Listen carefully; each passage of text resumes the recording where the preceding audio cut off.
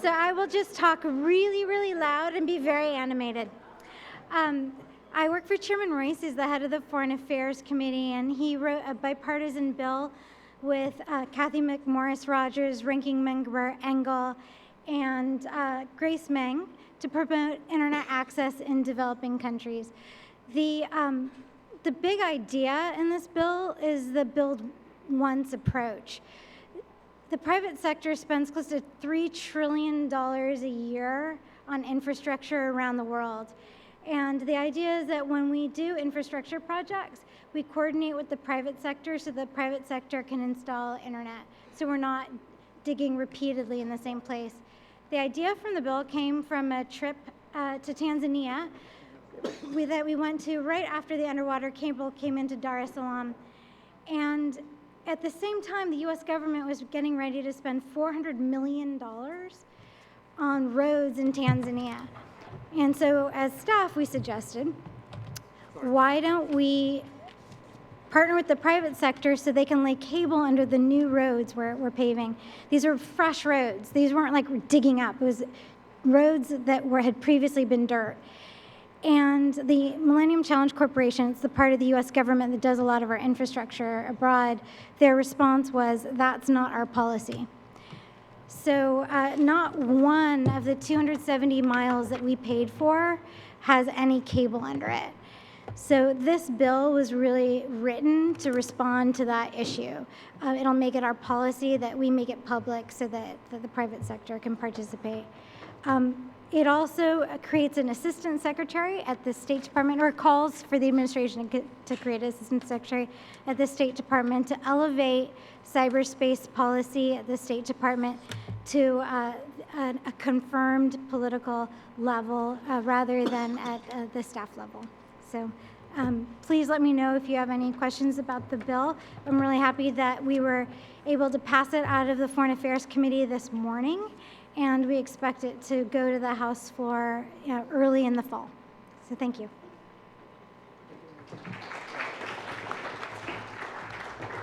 Sorry, there you go, Jolly. I want you to fix that while we're doing some technical things while we're standing here. So Ambassador Sepulveda, thank you for joining us today.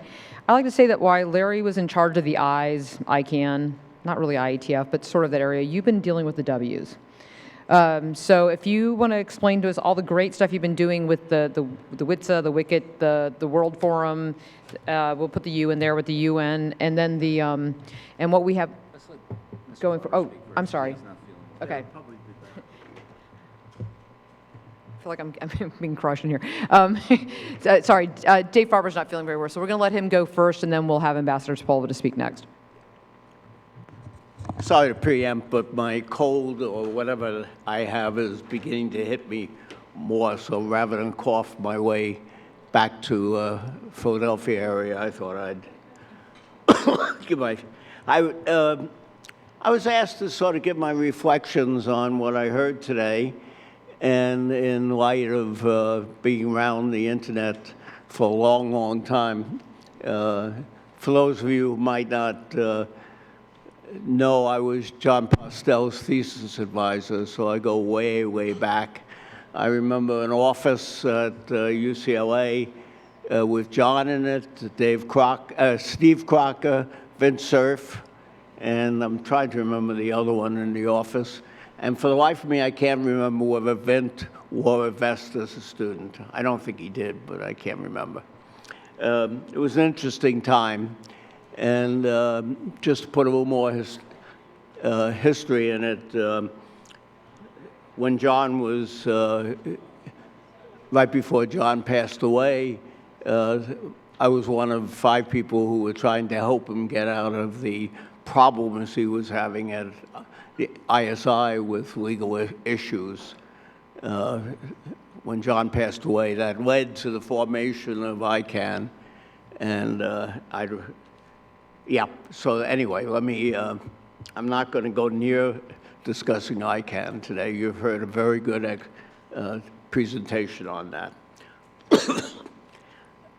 I found the sessions here to be very, very interesting. It's surprisingly interesting. There's been enough controversy, certainly. There's been enough new information. I found it personally very profitable. Two sessions in particular I found very interesting because I think they're going to have a profound effect on the future of the internet. One was the one on trade policy, basically, the TPP, TTIP, I guess it's called. Something I've been involved in, certainly in the Asian mode with TPP, and now partially in the European US mode. The reason this is having a profound potential impact on the internet is that many of the alleged components of especially TPP talk about technical issues in strange, weird, and wonderful ways. I'm editorializing a little bit, in the sense that when you ask questions about how you're going to actually do that, there's somewhat of a lack of understanding. So the disconnect between the technology and the trade policies seems to be distressingly high. Now, hopefully that will be cured in the future, but it depends on how fast TPP actually happens. For those who are interested, there's a session in Tokyo in late August that's going to address this. There's an organization formed by Asian universities, basically, that's looking at the impact of the digital economy on Asia, very much focused on Asia. And obviously, TPP is a hot current topic, so I suspect that this meeting will even address more on that. So that I found a very interesting session to have, and I really recommend people look at that and keep track of it because it will impact us. There are whole sets of things about rights of countries to isolate their citizens' data, where it can reside, et cetera, which can have long-term impacts on how the internet operates, possibly negatively. The other one I found very interesting was basically the issue of the future, best way of calling that. It was a session on largely the communication economies and those issues. I forget the exact title of the session. But the thing I found interesting is a long set of descriptions and discussions of short-term issues vis-a-vis regulation, that's happening of the communications. That's right, the subject was broadband deployment. And so there was a large amount of discussion about broadband. And the thing I found is that it had a very short time constant, in the sense that I think the underlying assumption is that the broadband we have today will essentially be what we have in the future. Maybe it'll go up to a gig. But I think that's a very dangerous game, and if we're to be guardians of or at least have a stake in the future of the network, I think we have to understand that we are potentially at the edge of a very rapid change in parts of the internet. A lot of these will be technically driven. The things that are going on in the virtual reality world, I think will have a profound impact on the speed demands of consumers, of corporations, et cetera. And we may be faced with networks that have, if not locally, at least backbones of terabits, et cetera. And our current protocols don't work very well on those speeds. They work, but badly. So what do we do about it? The other thing which, and then I'll shut up for a while, which, although those of you who know me will probably question how long. A thing that worries me a lot is the whole issue of security. We've built this marvelous infrastructure. It's critical. It's at the base of our economy. It's on the base of our safety. It's on the base of the services we get from government, from power. Almost everything has the internet as part of it, and yet our abilities to secure it are, to put it mildly, pretty bad. My description of a typical internet, even sophisticated world, is that you're operating on a processor which was largely never built to be securable. Most of our computers, not all of them, just were never designed to be that way. They're very hard to secure, maybe impossible. If you look at the inter-arrival rate of security patches of Mac OS and Windows, you realize that the security of our software is pretty bad shape. It's operating on hardware which is not securable. Our network protocols have major problems and are not all that securable. So we're sitting here with critical resources on top of systems which we can't protect. And I think it's our duty as people who want the health of the internet to continue to stop paying attention to that. We're not going to survive by putting chewing gum. We're past that point. I have a good friend who heads the technical aspects of a major world-class bank, not the World Bank, world-class bank. He says the only thing that keeps him awake at night is security. He is completely frightened about it.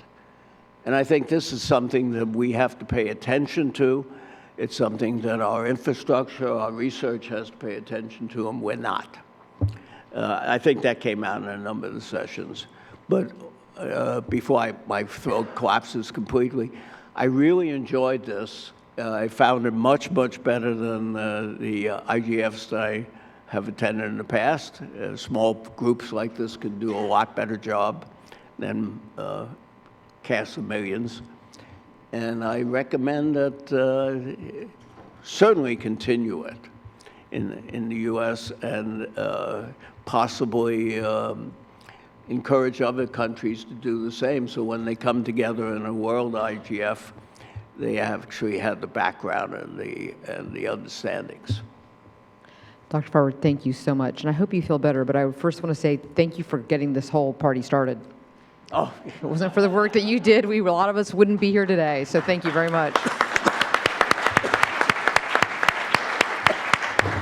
And we appreciate that you are ready to go home, so we will let you get off the stage. I'm not sure how long my throat's going to survive. Just before you get started, if you are doing a wrap-up session, will you join us on stage so we can get the panel going right after Ambassador Sepulveda tells us some great stuff?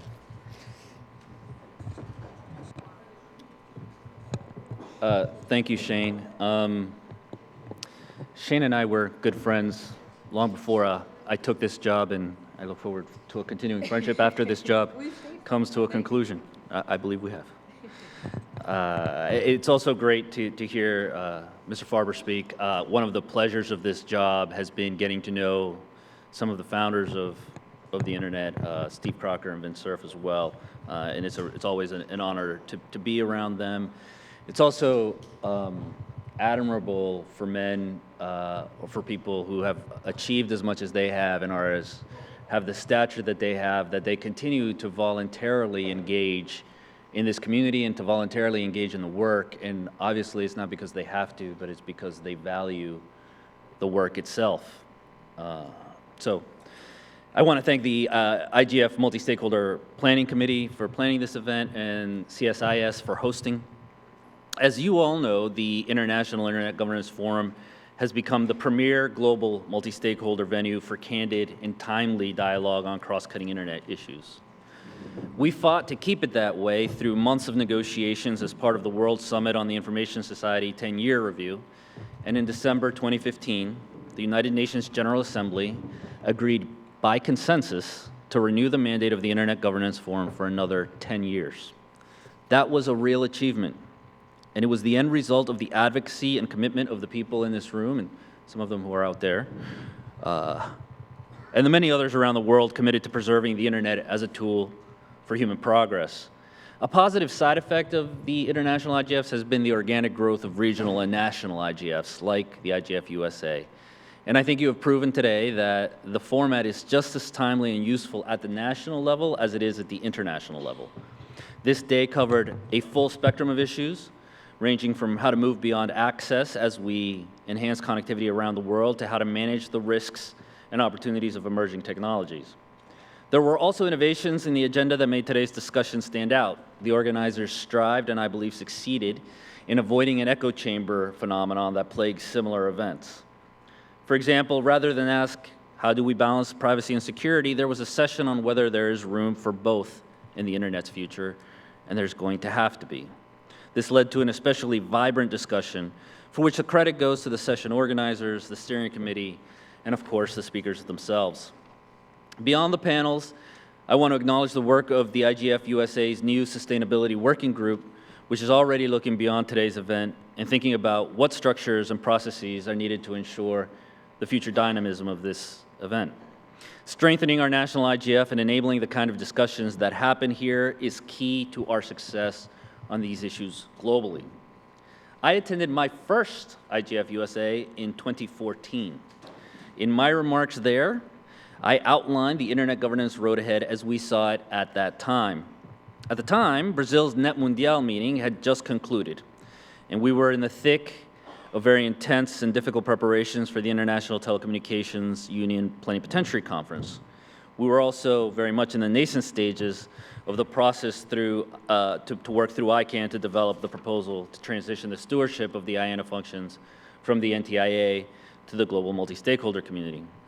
And at the time, the WSIS plus 10 was still off in what seemed like the distant future.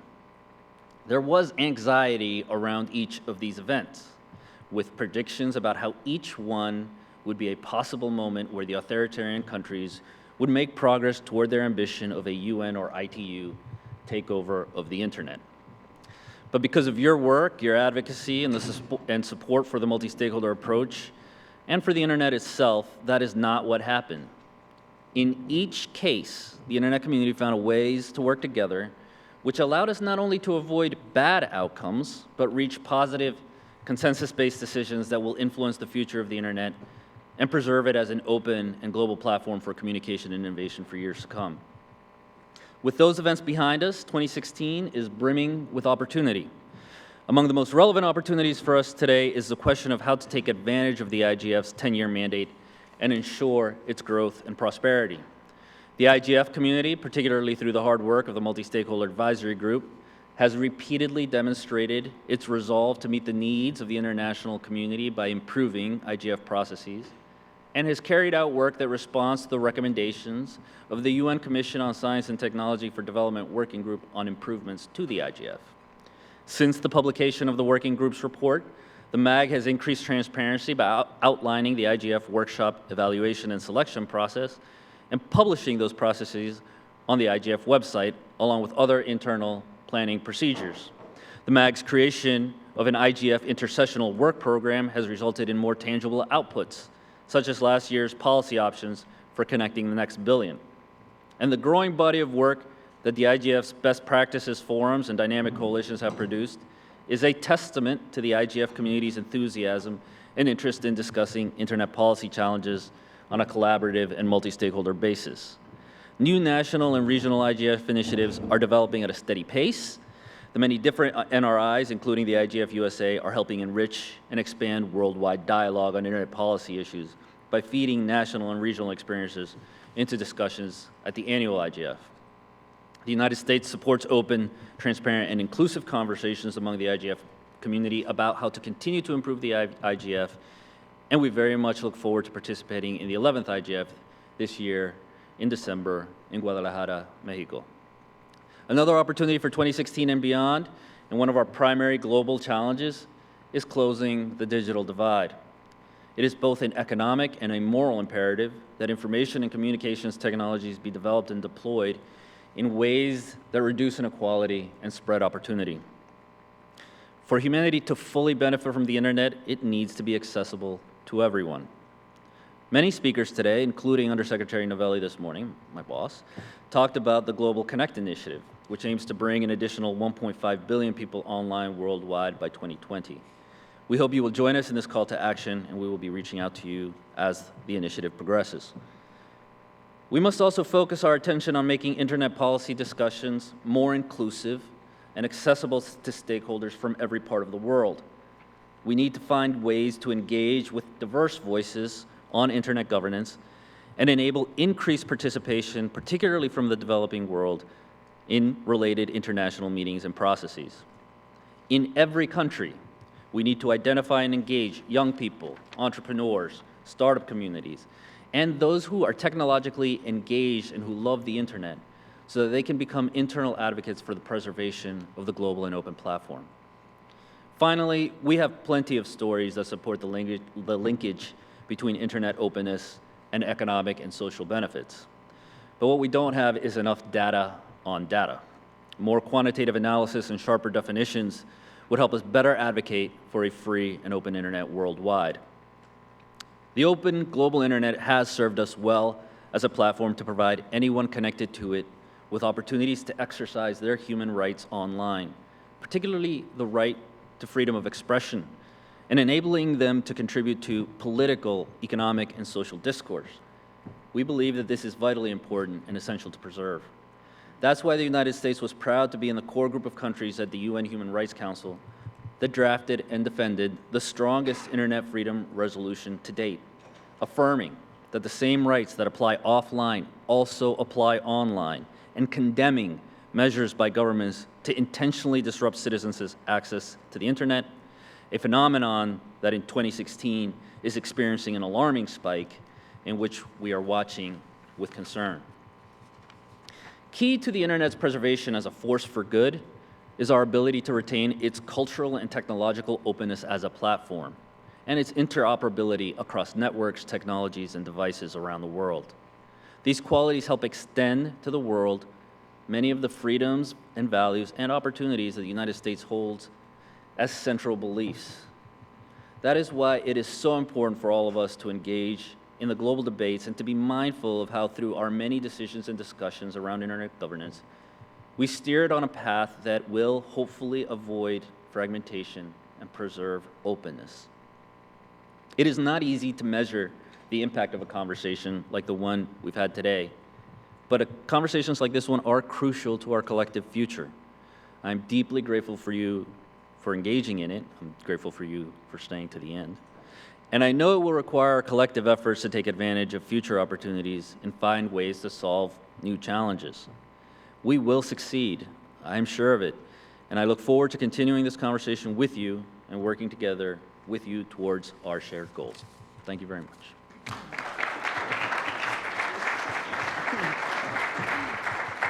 Thank you, Ambassador Sepulveda, for all the work you have done to keep the IGF up and going, and we appreciate the next 10 years and look forward to working with you on that. So, David, are you going to run us through the last discussion here? Okay, let's try to keep it to a minute if we can, highlights of what happened today. Okay. I'm not going to start. We're going to go through the program today and give, yes, this is going to be the super caffeinated lightning round. We're going to hear from panel organizers summaries of all of our panels, starting at the far right. You don't have a slide for this. We'll go on without it. Yes. Picture in your mind a slide of this panel. What, does it have a hashtag? Yes, IGF USA _trade. Trade? Yeah.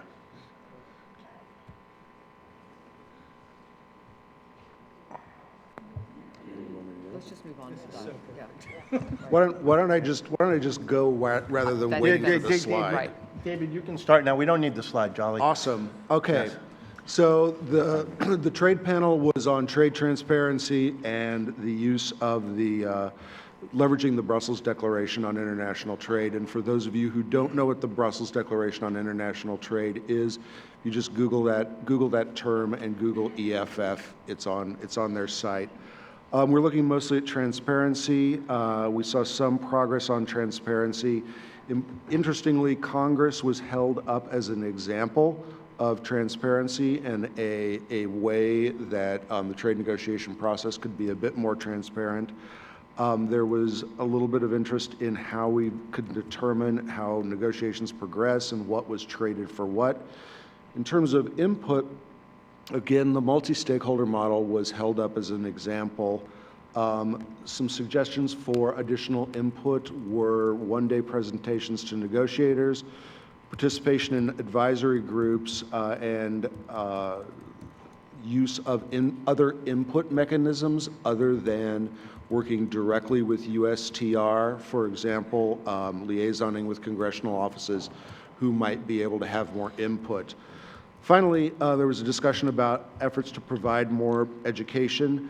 In that case, the principal conclusion or the principal issue that was brought up was a change in the way that classification was applied to trade and trade negotiations, possibly lowering the amount of classification so that information could be disclosed more readily and more quickly. I think we're going to move along quickly. I'm presenting a wrap-up of the privacy and security panel. We had an excellent conversation about how to move past the crypto question. And at the end of the day, we decided that encryption is either a blue dress or a white dress, and we're going to talk about it ad nauseum. The panel began with presentations from two staffers for Congress for proposals that are currently being considered by Congress. All agreed that encryption is a difficult issue because encryption is a tool. It can be used by both good guys and bad guys. Matt Mitchell of Crypto Harlem said, "A getaway car is used by bank robbers, but we all need to drive cars." Encryption poses a difficult question because it is a tool used in novel ways, both by human rights defenders and by criminals. Joan O'Hara, the general counsel for the House Homeland Security Committee, mentioned human traffickers. Human traffickers use encryption to hide their trade. At the same time, researchers trying to uncover human trafficking rings are using encryption to protect their researchers. ISIS uses encryption to protect their communications, while those investigating war crimes in Syria use encryption to protect their communications as well. Alex Joel, Chief Privacy Officer for the intelligence community, also identified that the difficulty is exacerbated by the fact that we're holding a debate with technologists and policy people. A coder sees the world as a 1 or a 0, and policy people see the world in shades of gray. We discussed how encryption is necessary for both cybersecurity and the application of human rights around the world. Nima Singh Giuliani of the ACLU and Matt Mitchell identified that encryption is necessary for some communities to be able to participate in the democratic process, while efforts to undermine encryption are unfairly borne by ethnic and religious minorities. Quote I enjoyed, Matt Mitchell said, quote, "Encryption allows us to be free and American." Amy Stepanovich of the international human rights group Access Now said, "Encryption allows people to speak. That is essential to human rights." And finally, the panel addressed the issue of digital estates and what happens to your data when you died. The panel seemed to agree that American leadership in countries like Russia and China to undermine both security and privacy. Gus Hurwitz of the University of Nebraska said that America's lack of leadership will result in countries like China and India, which are larger markets for American companies, writing the rules with negative results. This is Judith Hellestein, and I was one of the organizers for this morning panel on expanding access, adoption, and digital literacy. So this panel focused on expanding broadband access to the underserved communities and or what we may have said the forgotten communities. So we looked at access, broadband access in the indigenous populations, in the lower income and urban poor populations. We looked at the remote rural, and also at the disability and special needs communities. And so we had a string of panelists. Olga Madruga-Forti from the FCC talked about some of the regulations that the FCC has promulgated to enhance accessibility, whether it be closed captions, whether it be for different programs, incentive programs that give out equipment, some of the E911, and other items that are essential to bringing special needs and accessibility communities to the forefront. We then heard from Namen Amendi, who from Microsoft would talk about some of the innovative solutions they are using in different parts of the world through the Affordable Access Program. And he focused on some of the work they've been doing with schools in rural Virginia and in some Seattle areas, and how they're using white space technology to bring access to the school system, and then also not only to the schools but to the populations at home. Talking about the essential of affordable access, especially in a world where all software and all other programs are downloaded onto computers, and so that requires broadband access, and especially important not to leave kids out of create a further divide.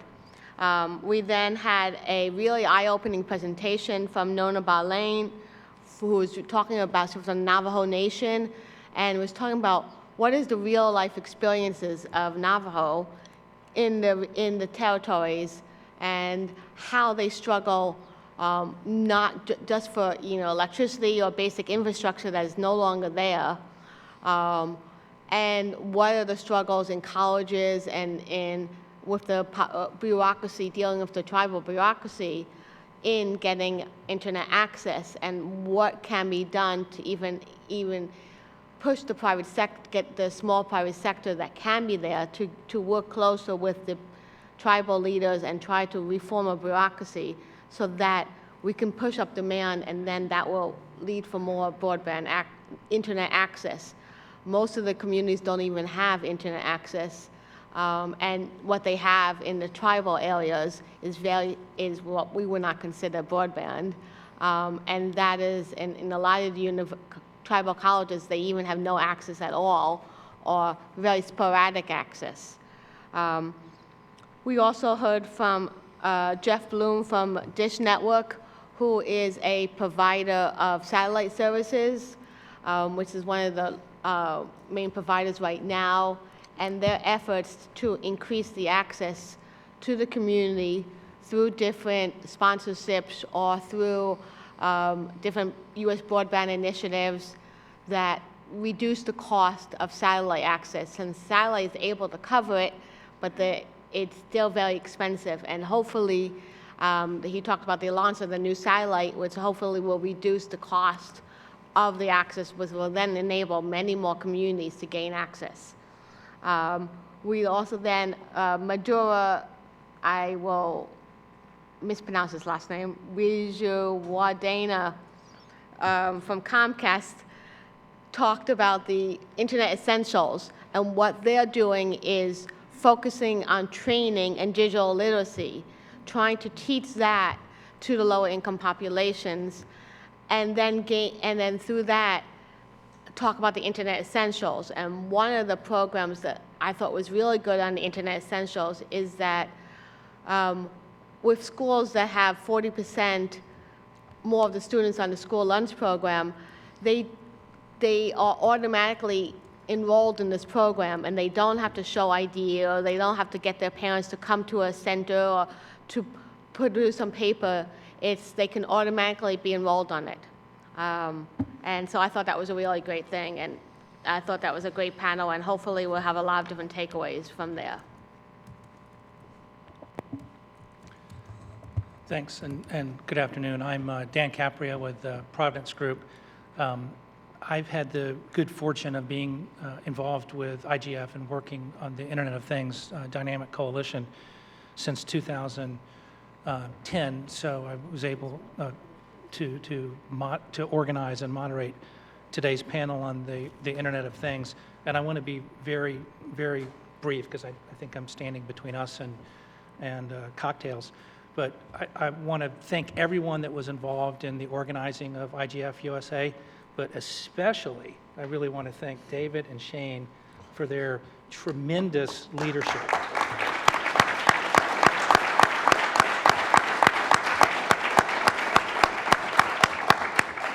really, really well done, and it gets, every year we get a little better at this. But so I'm really looking forward to next year. But in terms of what we talked about with the Internet of Things, we had, we're still, in the very early days of the Internet of Things. It's what I call the beginning of the beginning. And our panel we had a very robust and inspiring multi-stakeholder conversation between civil society, academia, industry, and government.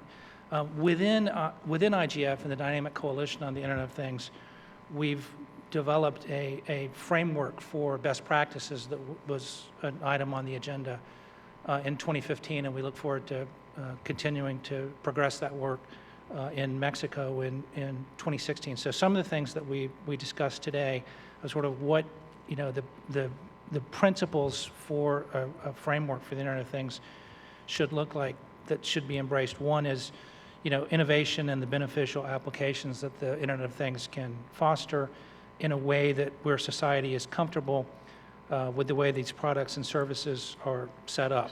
So that includes a variety of things, and just to sort of highlight them, these are all, lengthy discussions, but the discussion of the meaningful transparency to users, along with, what does accountability look like? We discussed user control of data, the importance of education and awareness. Obviously, you can't have a discussion about the Internet of Things without talking about how to protect privacy and security and enable innovation. We also managed to have a conversation about interoperability, about spectrum, the need for more spectrum, and the need for standards. We were also very inspired by the work that CDT's doing or has been doing on wearables, where we were challenged to sort of think in across the horizontally, but to think in terms of how do we protect dignity with the Internet of Things, what's the importance of data stewardship, and then what's the social good or the societal benefits. Jeff Brueggemann also was one of our panelists, and Jeff made the point that, this is really an ecosystem issue, that the Internet of Things is really the future of the Internet, and that's exciting. But the importance of IGF is that we're able to have a global conversation. We were also joined by Alan Davidson from the Commerce Department, who talked about the important work that Commerce is doing on the Internet of Things, and a workshop that's going to be held later this fall and followed by a green paper. But Alan also left us with the notion, which I think we all need to keep in mind as we go forward with the Internet of Things, that it really is a human-centered approach. But in my mind, the person who really stole our panel was Dean Garfield, who's the present CEO of ITI. And Dean talked very glowingly about how the Internet of Things is really transformative, both economically and society, in terms of society, and put forward the notion of that the Internet of Things, we all talk a lot about privacy and security by design, but as we begin to think about big data and ethics and some of these really tough questions, that the framework that we ought to be looking at this is by it being inclusive by design. So we had a very, very thoughtful discussion, and our work continues, and we look forward to working with everyone in this room, and hope you'll join us. Thanks. Thank you, Dan. Thanks for the kind words. My name is David Viorst. I helped to organize the panel on broadband competition. The focus of the panel was on how competition can increase access, which in turn drives socioeconomic growth and social progress. Blair Levin, and Robert Pepper was our most esteemed moderator. Blair Levin gave opening remarks to frame the discussion and outlined a few things about competition in internet technology, and posited the question, what do we want to accomplish from competition? Where would it come from, and what are the proper government levers? Lower prices aren't always the objective. Things like latency and cybersecurity are, but affordable access is key to driving socioeconomic growth. Competition comes from existing players, new entrants, or adjacent market entrants. Intensive competition requires capitalization and change in capitalization, and capital allocation entails a change in markets or technology and almost always follows government policy. Government policy is the single biggest driver of changes in capitalization. Jim Baller, who works with municipalities and has been involved for about 2 decades with communities across the country, talked about how communities are always looking for new entrants and to improve access. From the standpoint of community, the questions about competition are very different because advanced communication networks are kind of basically at the core of everything municipalities and communities are trying to achieve. Nitin Rao talked about Cloudflare's mission. And for those of you who don't know what Cloudflare do, they kind of serve as an intermediary between the internet and about 4 million websites, providing enhanced security and distributed access that makes sites more secure and more stable. He talked about how at home he has Comcast, but at work he has to have internet connection for 4 million websites. Eli Noem from Columbia University talked about how people in general have concerns for a lack of competition in the United States, but if you compare it with 30 countries, as he has done in his studies, the U.S. is heads and shoulders above most countries in certain areas of broadband access and competition and providers. He distinguished between infrastructure and application markets and said video would be the driver of infrastructure competition. He also talked about the lag in building consensus and bringing government and different players together, and therefore he said that internet governance would fail. I don't know. We gave him, we took him to task on that one. Kate Gage from the White House talked about the many government and White House initiatives to improve access, including the Global Connect initiative, and emphasized that government broadband programs are mostly in line with the United Nations SDGs. There was much discussion about how government can best facilitate public-private partnerships and increase access and increase competition in ways that benefit everybody, particularly in relationship to overcoming barriers to entrance to mature markets. And the result of the conversation was that competition is good and everything, internet access is good, so we should have more competition and more internet access. Thank you.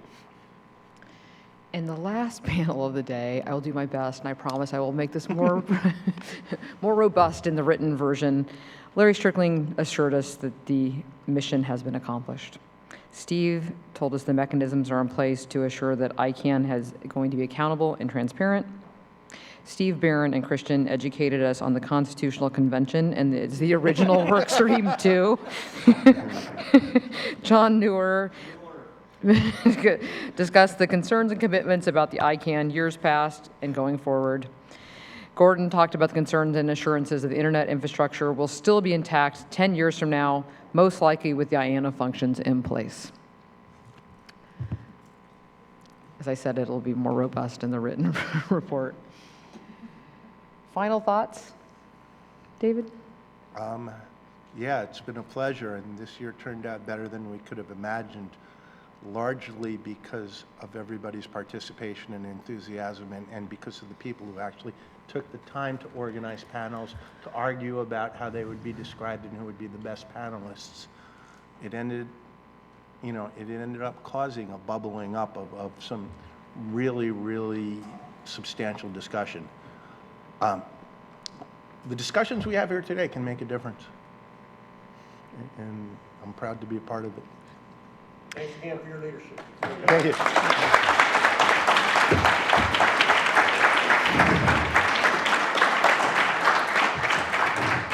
And just a last note, we are over 500,000 Twitter impressions, so go team. Thanks for keeping this dialogue both inside and outside this room. And I want to remind you that you are going to be getting a survey. We'd love to get your feedback because I think this was our best year yet, but there's a lot of room for improvement, and we really appreciate your feedback. cocktails again, Rural Society, starting as soon as we walk out of this room. I've already got a team over there that have assured me they've got the wine going. So I just want to thank everybody for their time and effort and commitment to this, and that we've got a 10-year lease to keep it going, and let's make sure that we continue to make it better every year. Thank you very much.